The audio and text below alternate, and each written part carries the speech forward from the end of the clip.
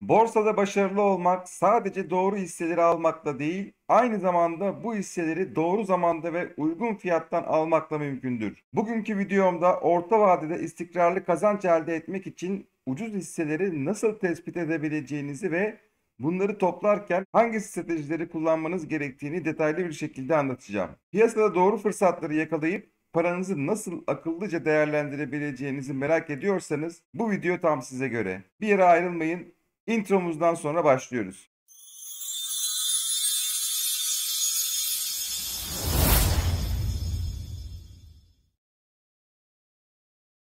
Merhaba arkadaşlar, Hisse Longçu YouTube kanalıma hoş geldiniz. Öncelikli olarak kısa bir duyuruyla başlamak istiyorum. Yarınki videomda kısa vade için al sat yapabileceğiniz muazzam bir strateji olduğunu düşündüğüm bir strateji geliştirdim. Bunu paylaşıyor olacağım arkadaşlar. Bu stratejiyle borsa hem düşerken hem de yükselirken kazanç sağlama imkanınız var. Kısa vadeli günlük uygulayabileceğiniz bir al sat tekniğidir arkadaşlar bu.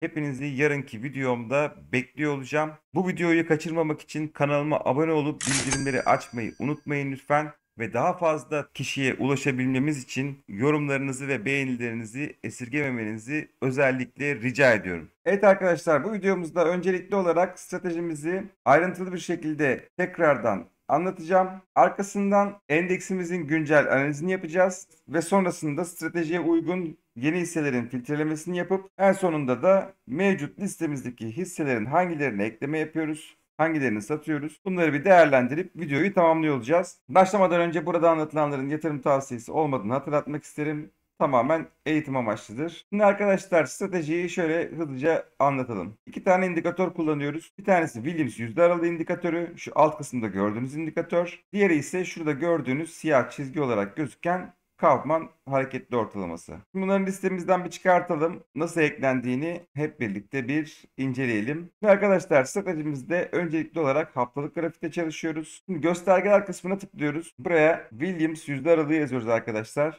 Williams yüzde aralığı. Bu indikatörü seçiyoruz ve alt kısma ekleniyor. Şimdi Williams yüzde aralığındaki ayarlarımız nasıl? Ona bir bakalım. Girdiler kısmında uzunluk 10, kaynak kapanış, zaman aralığı grafik, zaman aralığının kapanmasını bekleyin tikli olacak. Stil kısmında tamamı tikli olacak. Üst band -10, middle level -40, alt band -90 olacak arkadaşlar. Buradan kesik çizgi olarak mı, noktasal mı, yatay çizgi olarak gözükmesini istediğinizi ayarlayabilirsiniz. Ben -90 seviyesini kesik çizgi, -10 seviyesini kesik çizgi ve -40 seviyesini kesik olmayan yatay çizgi olarak ayarladım. Ve tamama tıklıyoruz. Alt tarafta indikatörümüz yerleşmiş durumda. Şimdi diğer indikatörümüzü ekleyelim. Bu da Kaufman hareketli ortalaması. KAMA olarak kısaltma ismiyle de geçmektedir. Ve H. Potter'ın oluşturduğu indikatörü seçmeniz gerekiyor arkadaşlar. Bunu seçiyoruz. Evet, siyah eğri olarak bu da grafiğimize yerleşti arkadaşlar. Şimdi stratejimizi şöyle aktaralım. Tabii bu stratejiyi uygulamadan önce kontrol etmemiz gereken bazı şartlar var. Yani bu stratejiyi uygulayacağınız hisselerin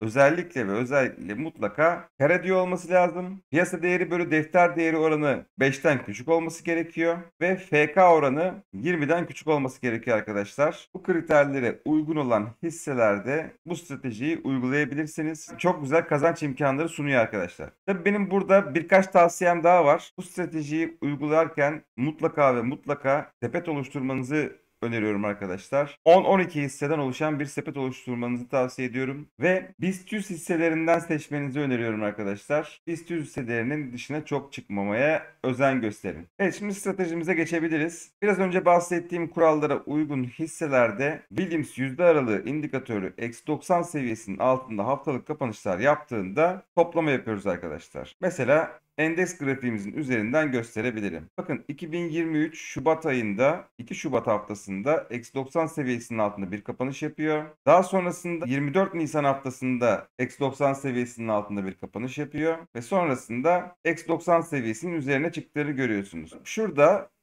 toplama yapıyoruz arkadaşlar. Ve daha sonrasında şöyle ortalama bir maliyetiniz olsa gittiği yere kadar baktığınızda %81'lik bir kazanç imkanı. Fakat burada stratejimize göre satış noktamız neresi? Onu da hemen şöyle aktaralım. Satış noktamız şu yatay olan -40 seviyesinin altında yapılan bir haftalık kapanış arkadaşlar. Şurada olduğu gibi. Bakın burada sattığımızda da %62'lik bir kazanç elde etmiş oluyoruz arkadaşlar. Bir de -10 seviyesinin üzerindeyken bazen uyumsuzluklar oluşabiliyor. Bu uyumsuzluklar sonrasında da satışlar gelebiliyor arkadaşlar. Böyle durumlarda da elimizdekilerin yarısını satıyoruz. Mesela bakın, 25 Eylül 2023 haftasından bir sonraki hafta olan 2 Ekim 2023 haftasına geçerken, şöyle silelim. Bakın, bu haftadan şu haftaya geçerken fiyatımızın yükseldiğini görüyorsunuz. Fakat Williams yüzde aralığı indikatörü yönünü aşağı çevirmiş durumda. Bu tip durumlarda elimizdekilerin yarısını satıyoruz arkadaşlar. Ki bakın, arkasından düşüşler gelmiş. Stratejimiz bu kadar kolay arkadaşlar. Tabi tekrar hatırlatıyorum. Şirketin mutlaka kar etmesi gerekiyor.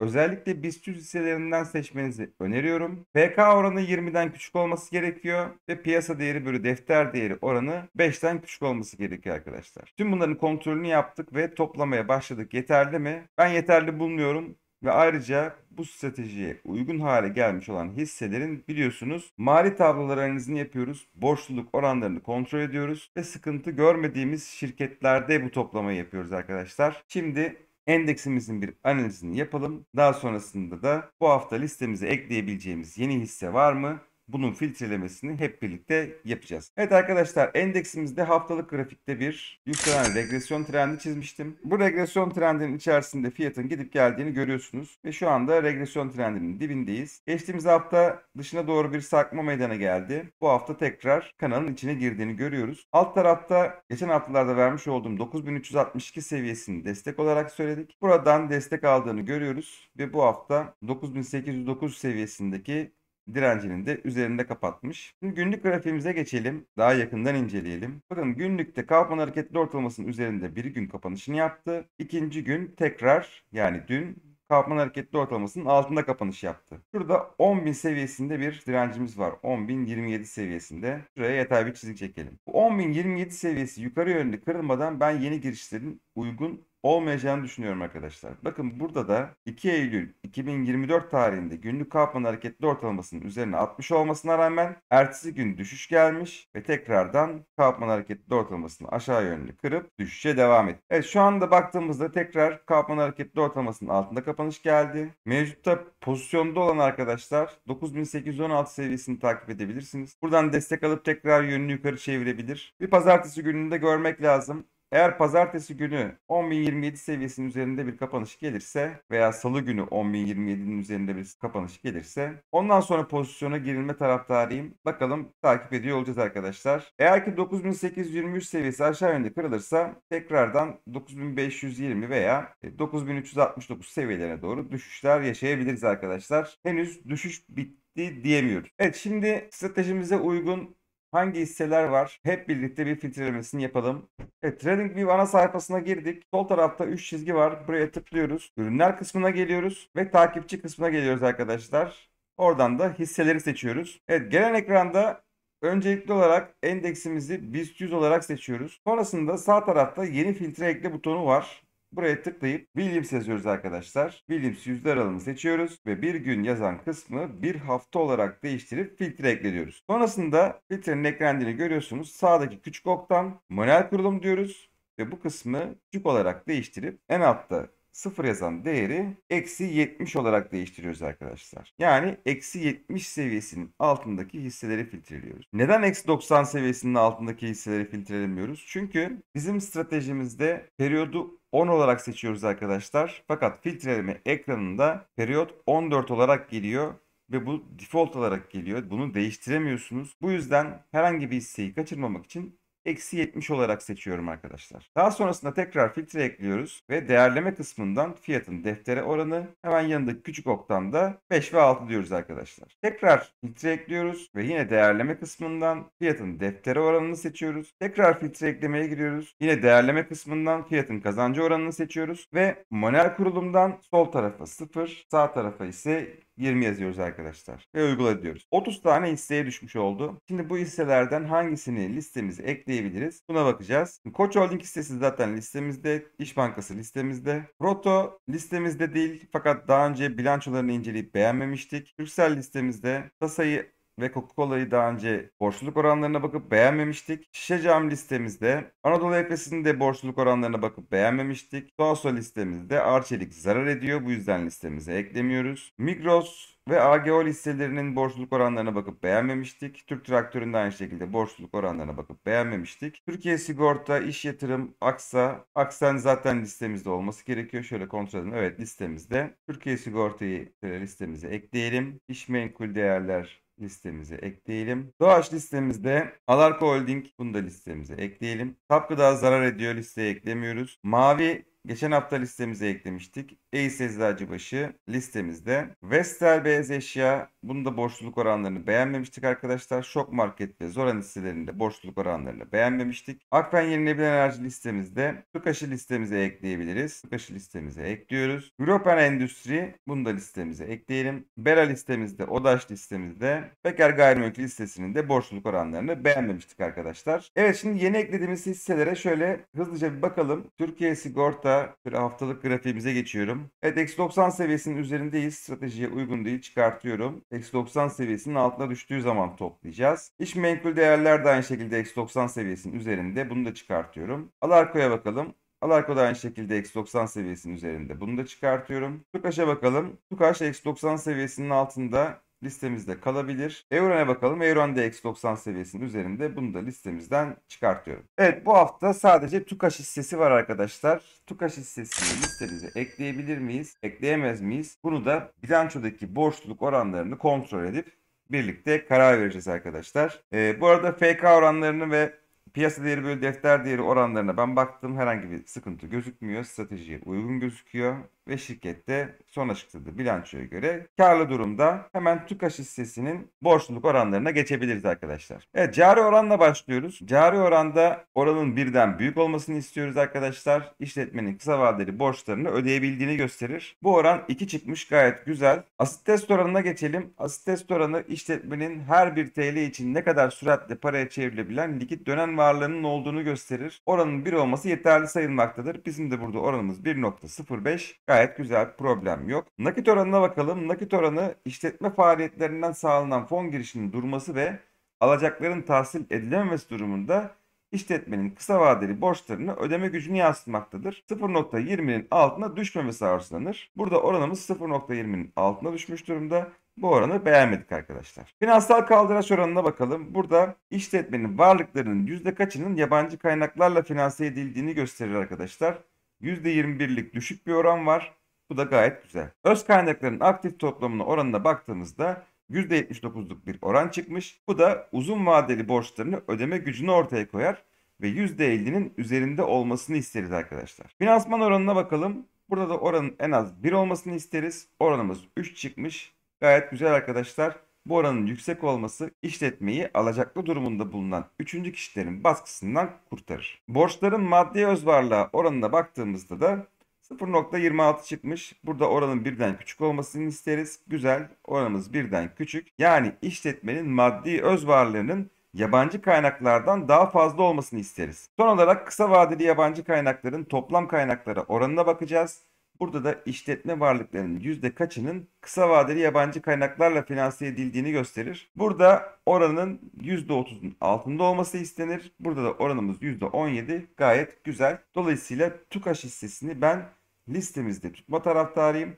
Bu hafta TÜKAŞ hissesine ilk alımımızı ekleyebiliriz arkadaşlar. Şöyle ilk alımımızı ekliyorum. Baktığımızda uzun zamandır TÜKAŞ hissesinde şöyle yatay bir seyir olduğunu görüyoruz. Şurası bir destek seviyemiz. 7.27 seviyesi. Buralardan dönüp tekrar yönünü yukarı çevirebilir. Veyahut da burası aşağı yönlü kırılırsa 6.31 seviyelerine doğru düşüşler tekrar görülebilir. Bu bölgelere doğru düşüşler gelmesi durumunda biz hafta hafta eksi 90 seviyesinin altında kapanışlar devam ederse ve aynı zamanda düşüş mumu olursa toplamaya devam edeceğiz. Sonrasında yönünü yukarı çevirdiğinde güzel kazançlar elde edebileceğimizi düşünüyorum arkadaşlar. Şöyle baktığımızda daha öncesinde bakın ne zaman 27 Mayıs 2024'te eksi 90 seviyesinin altında bir kapanış yapmış. Daha sonrasında da 24 Haziran 2024'te eksi 90 seviyesinin altında kapanış yaptıktan sonra yükselişe geçtiğini görüyorsunuz. Şu bölgelerde ortalama maliyetiniz olsa %31'lik bir kazanç imkanı sunmuş arkadaşlar zirve seviyesine kadar. Stratejinin sat dediği seviyeye bakarsak %9.53'lük bir kazanç imkanı sunmuş. En son bu stratejiyi uygulasak böyle bir kazanç yakalayabilirmişiz arkadaşlar. Tabi uzun zamandır bu 9.17 seviyesinin üzerinde haftalık kapanış yapamadığı için buradan geri dönüş yapıyorsa satıp çıkmakta fayda var arkadaşlar.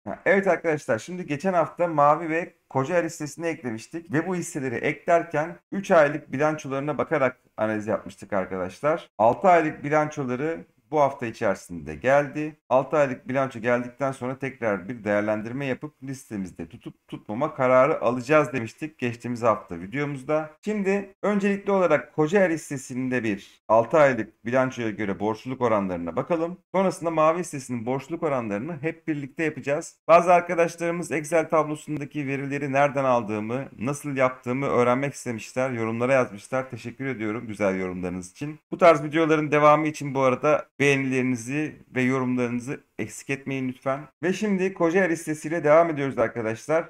Kocaeli listesi geçtiğimiz haftadan bu haftaya düşüşünü devam ettirdi. Eksi 90 seviyesinin altında devam ediyor. 6 aylık bilançosu geldi dedik. Hemen değerleri kontrol edip birlikte karar verelim. Kocaeli listesine geçiyorum. Evet, cari orana baktığımızda cari oranımız birden büyük olsun istiyoruz. Kısa vadeli borçlarını ödeyebildiğini gösterir. 1.23, herhangi bir problem yok. Asit test oranı her bir TL için ne kadar süratle paraya çevrilebilen likit dönem varlığının olduğunu gösterir. Oranın birden büyük olmasını isteriz. Burada oranımız kötü. Nakit oranımız 0.20'nin üzerinde olmasını isteriz dedik. Burada da oranımız 0.065. Burada da sonuç kötü çıktı arkadaşlar. İşletme faaliyetlerinden sağlanan fon girişinin durması ve alacakların tahsil edilememesi durumunda işletmenin kısa vadeli borçlarını ödeme gücünü yansıtır bu oran. Finansal kaldıraç oranına baktığımızda varlıklarının yüzde kaçını yabancı kaynaklarla yani borçlarla finanse ettiğini gösterir. Oran %43 çıkmış. Öz kaynakların aktif toplamına oranına baktığımızda bu da uzun vadeli borçlarının ödeme gücünü yansıtır arkadaşlar. %50'nin üzerine olmasını isteriz. Burada da güzel. Finansman oranı, mali bağımsızlık oranı. Oranın en az 1 olmasını isteriz. Yüksek olması da işletmeyi alacaklı durumunda bulunan üçüncü kişilerin baskısından kurtarır. Oranımız 1.32, güzel. Borçların maddi özvarlığa oranına baktığımızda oranın birden küçük olması istenir. Oranımız birden küçük, yani işletmenin maddi özvarlığının yabancı kaynaklardan daha fazla olması istenir arkadaşlar. Burada da problem yok. Kısa vadeli yabancı kaynakların toplam kaynaklara oranına baktığımızda oranımız %41. %30'un altında olması istenir. Ama genel olarak birçok oranda bizden pozitif not aldı. Tutmaya devam edilebilir diye düşünüyorum arkadaşlar. Ve bu hafta bir alım ekleyebiliriz Kocaeli hissesine. Evet, Mavi hissesine geçelim. Evet, Mavi hissesinde de düşüş devam etti arkadaşlar. Eksi 90 seviyesinin altındayız. Yeni gelen bilançonun da değerlerini kontrol edelim. Uygunsa eklemeye devam edeceğiz. Evet, Mavi hissesini birlikte yapacağız demiştik arkadaşlar. Şu anda giriş yaptığım değerler, kutucuklar boş görüyorsunuz. Evet, şimdi kamu aydınlatma platformu KAP'ın ana sayfasına geliyoruz arkadaşlar. Buraya mavi yazıyoruz. Arama kısmına mavi yazıyoruz ve aratıyoruz. Mavi hissesini buradan seçiyoruz arkadaşlar. Evet, gelen ekranda sağ tarafta bildirim sorgu kısmı var. Buraya tıklayıp bildirim tipi kısmına finansal raporlar diyoruz arkadaşlar. Tarih aralığı son bir yıl olarak kalabilir ve getir diyoruz. Evet, burada bakıyorsunuz faaliyet raporu, sorumluluk beyanı, finansal rapor. 17 Eylül 2024 saat 19.23'te finansal raporunu yayınlamış. Yani bilançosunu yayınlamış. Bunu seçiyoruz arkadaşlar. Evet, gelen bilançoda öncelikli olarak dönem varlıkların, yani toplam dönem varlıkları seçiyoruz. Buradan kopyaladık. Bakın Excel tablomuzda ne diyor? Dönem varlıklar. Buraya yapıştırıyoruz arkadaşlar. Sonrasında ikinci kısımda ne var? Kısa vadeli yabancı kaynaklar var. Onu da hemen bilanço ekranımızdan buluyoruz. Bakın kısa vadeli yükümlülükler kısmında en altta bunun toplamı olur arkadaşlar. Yani toplam kısa vadeli yükümlülükler. Buradan kopyalıyoruz ve tekrar Excel tablomuzda kısa vadeli yabancı kaynaklar kısmına yapıştırıyoruz. Bakın oranımız 1.62 çıktı arkadaşlar. Cari oranın birden büyük olmasını isteriz. Yani işletmenin kısa vadeli borçlarını ödeyebildiğini gösterir. Evet, diğer oranımız asit test oranı. Burada bakın dönem varlıklar, kısa vadeli yabancı kaynaklar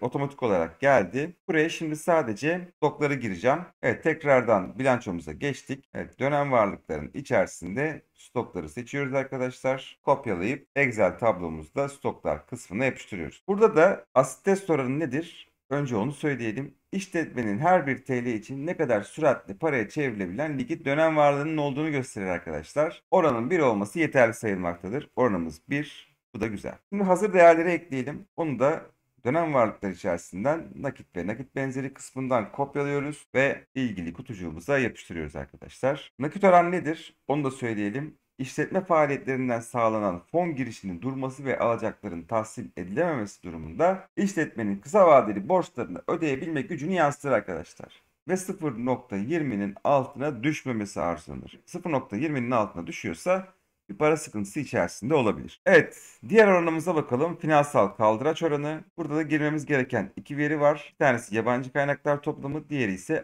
aktif pasif toplamı. Bunu da hemen bilançomuzdan alıyoruz. Öncelikli olarak yabancı kaynaklar toplamına gidiyoruz arkadaşlar. Uzun vadeli yükümlülükler değil, geçiyoruz. Evet, toplam yükümlülükler, yabancı kaynaklar toplamımız bizim bu.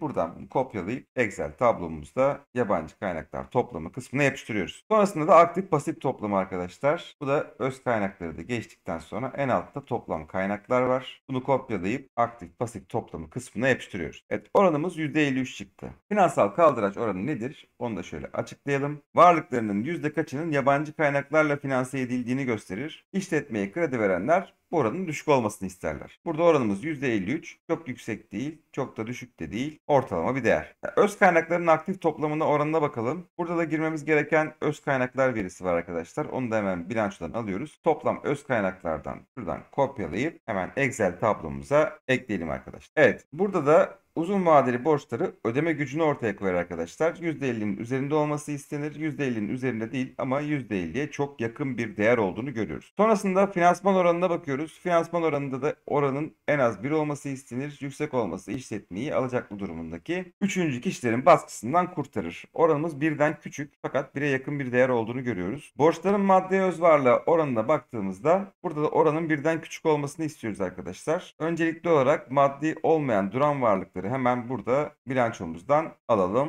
Evet, maddi olmayan duran varlıklarımızı da listemize ekliyoruz. Evet, oranımız 1'den küçük olması istenirdik. 1.31 çıkmış. Yani işletmenin maddi öz varlığının yabancı kaynaklarından fazla olmasını istiyoruz arkadaşlar. Bu oranı da beğenmedik. Kısa vadeli yabancı kaynakların toplam kaynaklara oranına baktığımızda %46'lık bir oran çıkmış. Bunu da beğenmedik arkadaşlar. Bu oranın %30'un altında olmasını istiyoruz. Bu oranı da beğenmemiştik. Bu oran da uygun değil. Evet, bu oranda yakın olmasına rağmen uygun değil. Yani burada ortalama bir değer olduğunu söylemiştik. Hazır değerler oranı uygun. Nakit oranı uygun gözüküyor. Asit test oranı uygun gözüküyor. Bir de cari oran uygun gözüküyor arkadaşlar. Yani çok da kararsız kaldım aslında. Ama ben listeye eklememe taraftarıyım. Mavi hissesini listemizden çıkartıyorum arkadaşlar. Koca listesini tutmaya devam ediyoruz. Evet, şimdi mevcuttaki diğer hisselerimizin durumuna hızlıca bakıp ekleme veya satış yapıyor muyuz? Hızlıca inceleyelim arkadaşlar. SEGÖ ile başlıyoruz. SEGÖ'de %8 karlılığımız var. Kapan hareketli ortalamasına kadar yükselişin geldiğini görüyoruz. Burada bir uyumsuzluk oluşmuş. Geçtiğimiz haftadan bu haftaya fiyat yükselmesi olmasına rağmen Williams yönünü aşağı çevirmiş. Elimizdekilerin yarısını satıyoruz arkadaşlar SEGÖ listesinde.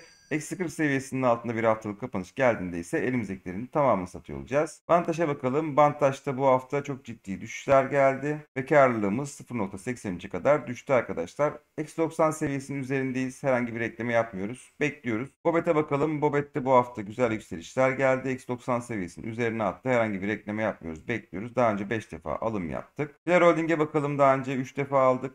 Eksi 90 seviyesinin altına tekrar düştüğünü görüyoruz. Bu hafta Kiler Holding'de bir alım daha ekleyebiliriz arkadaşlar. 5. alımımızı ekliyoruz Kiler Holding'de. Bakın daha önce 27 Kasım 2023'te eksi 90 seviyesinin altında kapanışını yaptıktan sonra şöyle zirvesine güzel bir yükseliş yaşadığımızı görüyoruz arkadaşlar. Tabi bu yükselişin başlaması haftaları hatta ayları bulmuş. %94'lük bir yükseliş gelmiş. Evet, Tüpraş'a bakalım. Tüpraş'ta %2.33'lük karlılığımız var. Eksi 90 seviyesinin üzerindeyiz. Herhangi bir ekleme yapmıyoruz. Bekliyoruz. ODAŞ'a bakalım. ODAŞ'ta zarar durumundayız. Eksi 90 seviyesinin üzerinde 60 durumda. Williams indikatörü herhangi bir ekleme yapmıyoruz. Bekliyoruz. Daha önce 4 defa alım yaptık. Doğaç'a bakalım. Doğaç'ta eksi 90 seviyesinin üzerindeyiz. Herhangi bir ekleme yapmıyoruz. Bekliyoruz. Daha önce 4 defa alım yaptık. Evet, bir önceki bakın Ekim 2023 ve Kasım 2023 döneminde şu düşüş döneminde eksi 90 seviyesinin altında 2 defa kapanış yaptığını ve sonrasında şöyle zirvesine %76'lık bir yükseliş geldiğini görüyorsunuz. Agrot'a bakalım. Agrot'ta %2 zararımız var. Eksi 90 seviyesinin altına tekrar düştüğünü görüyoruz ve bu hafta 5.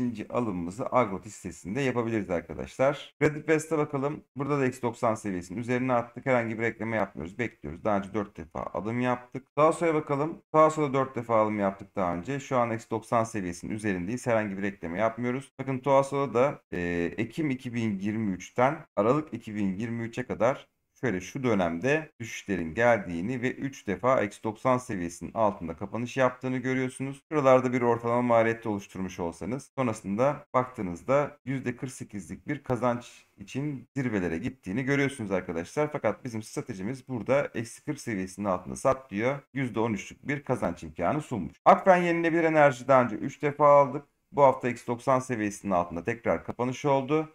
Ve bir alım daha Akfen hissesine ekliyoruz arkadaşlar. Eksi 90 seviyesinin altında daha önce 2023 Aralık ayında 2 defa kapanış yaptığını görüyorsunuz. Ve sonrasında güzel bir yükseliş gelmiş. %125'lik. Stratejinin sat dediği noktaya kadar bakarsanız %74'lük bir kazanç imkanı sunmuş. Şişecam'a bakalım. Evet, Şişecam'da %2'lik zararımız var. Eksi 90 seviyesinin üzerindeyiz. Daha önce 5 defa toplama yaptık. Bu hafta yükselişe de başladığını görüyoruz. Önümüzdeki dönemde yükselişin devamını bekliyoruz arkadaşlar. Aksen'e bakalım.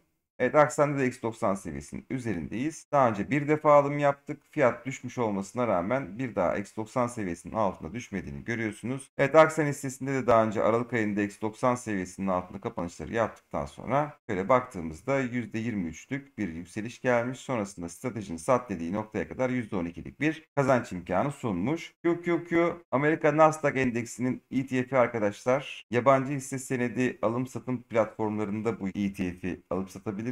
Bankalarınızda da yabancı hisse senedi ekranını açtırırsanız alım satımını yapabilirsiniz. Burada da dolar bazlı olarak şu anda %7,5'luk karlılığımız var. Eksi 90 seviyesinin üzerindeyiz. Herhangi bir ekleme yapmıyoruz. Bekliyoruz. 29 Temmuz haftasında alımımızı yapmıştık arkadaşlar. Turkcell'e bakalım. Evet, Turkcell'de daha önce bir defa alım yaptık. Eksi 90 seviyesinin üzerindeyiz. Herhangi bir ekleme yapmıyoruz. Bekliyoruz. Turkcell hissesinde de eksi 90 seviyesinde daha önce 16 Ekim haftasında kaldıktan sonra güzel yükselişlerin başladığını görüyorsunuz arkadaşlar. Ereğli'ye bakalım. Evet, Ereğli'de daha önce 2 defa alım yaptık. Bu hafta itibariyle %4,37'lik karlılığımız var. Daha önce de bu stratejiyi uyguladığımızda %19'luk bir karlılık elde etmiştik Ereğli hissesinde. Haftalık Kaufman hareketli ortalamasının üzerinde de atmış olması güzel. Şu anda ilk etapta 51,20 seviyelerine doğru yükselişlerin gelmesini beklerim. Ace Eczacıbaşı hissesine bakalım. Burada daha önce 2 defa alım yaptık. Şu anda X90 seviyesinin üzerinde. Williams indikatörümüz, herhangi bir ekleme yapmıyoruz. Bekliyoruz arkadaşlar. Evet, Bera hissesine bakalım. Bera hissesinde %4,7'lik karlılığımız var. Daha önce 2 defa alım yaptık. Herhangi bir ekleme yapmıyoruz. Bekliyoruz arkadaşlar. X90 seviyesinin üzerindeyiz. İş Bankası'na bakalım. İş Bankası'nı 2 hafta önce aldık. Şu anda %1,28'lik karlılığımız var. Eksi 90 seviyesinin üzerine attığını görüyoruz. Herhangi bir ekleme yapmıyoruz. Bekliyoruz arkadaşlar. İş Bankası'nda da daha önce Kasım 2023'te eksi 90 seviyesinin altına düştükten sonra gelen yükseliş görüyorsunuz arkadaşlar. Gayet güzel bir yükseliş. Göltaş'a bakalım. Göltaş'ta 2 hafta önce alımımızı yaptık. %9,32'lik karlılığımız var. Haftalık Kaufman'ın da üzerine atmış olması güzel. Eksi 90 seviyesinin üzerindeyiz. Herhangi bir ekleme yapmıyoruz. Bekliyoruz. ARD Grup Bilişim. Bunu da 2 hafta önce eklemiştik arkadaşlar. %6,4'lük karlılığımız var. Eksi 90 seviyesinin üzerindeyiz. Herhangi bir ekleme yapmıyoruz. Bekliyoruz. Evet arkadaşlar, videomuz burada son buluyor. Tekrar hatırlatalım. Yarın kısa vade için yepyeni bir strateji videosu yapacağım arkadaşlar. Borsa hem düşerken hem de yükselirken kazanç sağlayabileceğimiz muazzam bir strateji olduğunu düşünüyorum. Yarınki videomda görüşmek dileğiyle. Hoşça kalın.